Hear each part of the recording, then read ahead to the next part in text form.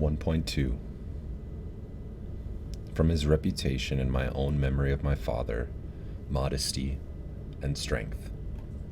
And I had a really heck of a time finding information on Marcus's dad. So this excerpt is actually from Ryan Holiday, who does a bunch of stuff on Stoicism, and I highly recommend checking out his books he's wrote, and then he also has some daily meditations that he puts out. Lots of good information, a good resource to know about when you're starting to look at Stoicism. So this is an excerpt from his blog, and it says 13 lessons Marcus Aurelius learned from his father. How did Marcus Aurelius become Marcus Aurelius? How did a boy of relatively ordinary bloodlines etch his name so impressively into history?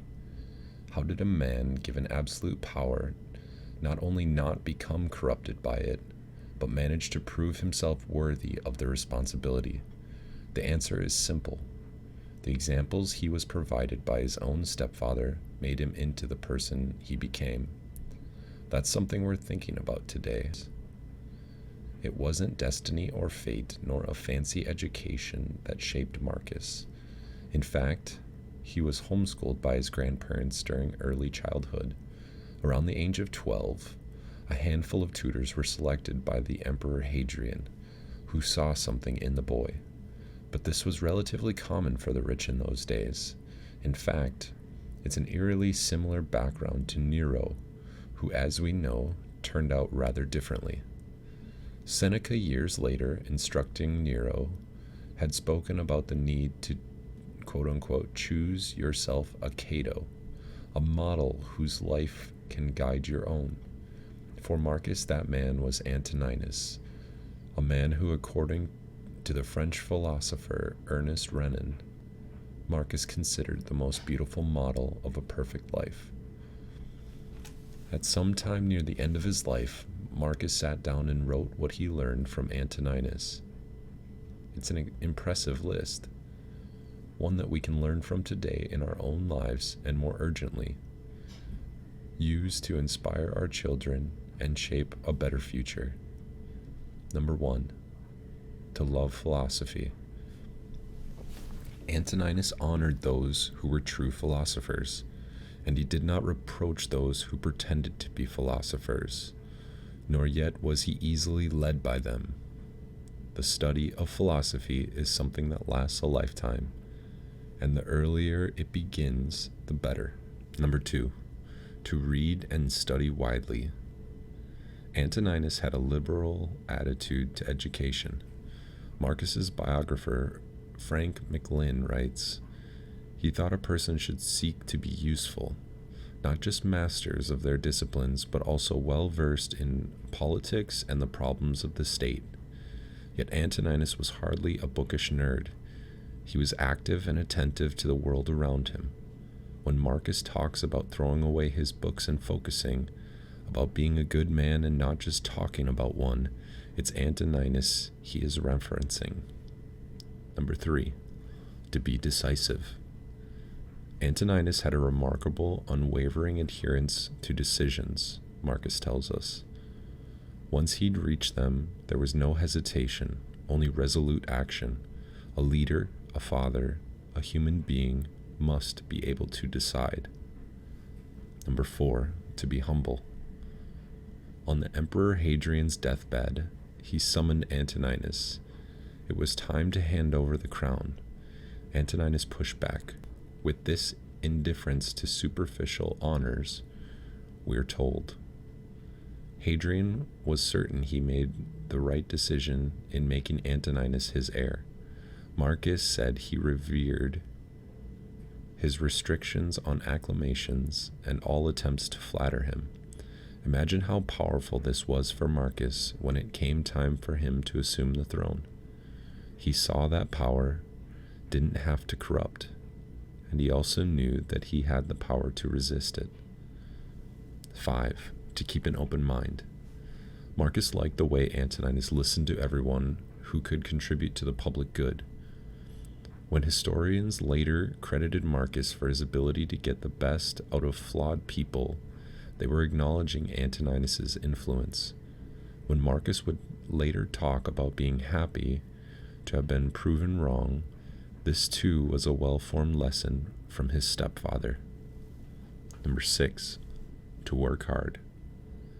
Antoninus was known to keep a strict diet, so he could spend less time exercising and more time serving the people of Rome.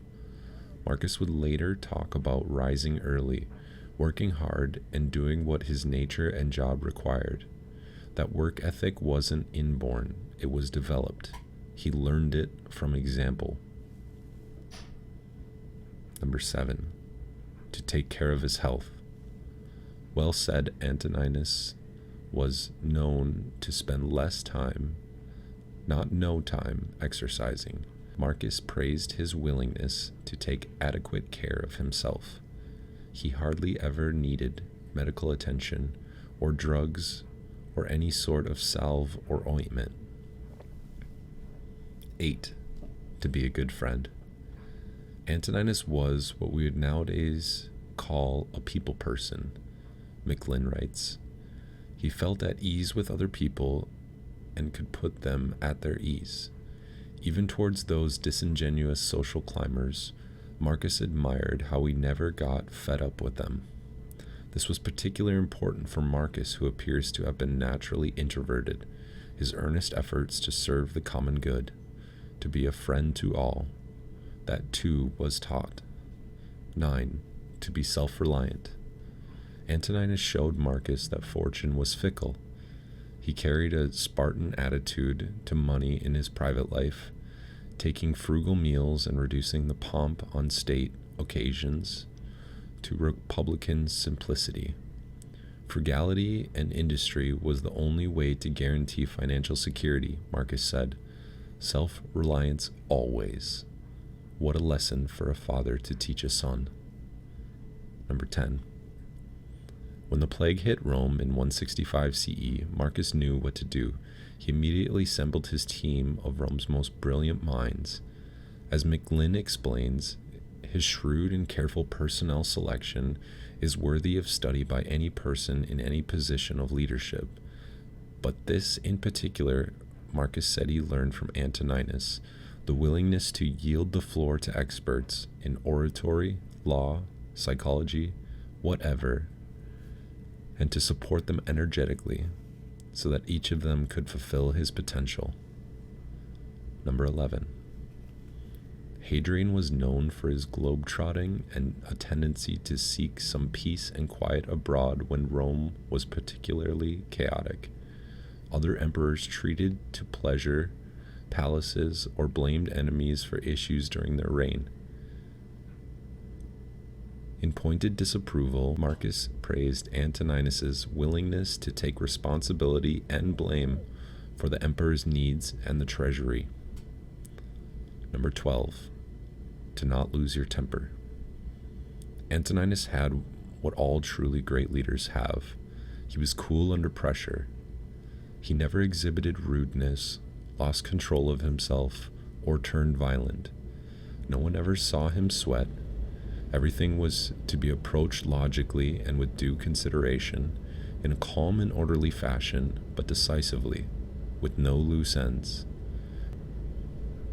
It's what Marcus was constantly reminding himself of. When you start to lose your temper, Marcus wrote, remember there's nothing manly about rage. And last but not least, number 13, to be self-controlled. He knew how to enjoy and abstain from things that most people find it hard to abstain from, and all too easy to enjoy. Strength, perseverance, self-control in both areas, the mark of a soul in readiness, indomitable. These were all lessons Marcus carried with him his whole life. They guided the most powerful man on the planet through many trying times, so much so that he recounted them in his private journal late in life, and we're still recounting them close to 2,000 years later. The things you teach your kids will shape their future and their children's future, so make sure you're setting a good example. If your children were to write down what they learned from you on their deathbed, what would they write? You have the ability to shape that every day, so start now. Be sure to like, comment, and subscribe, and I'll see you guys in the next daily Marcus reading.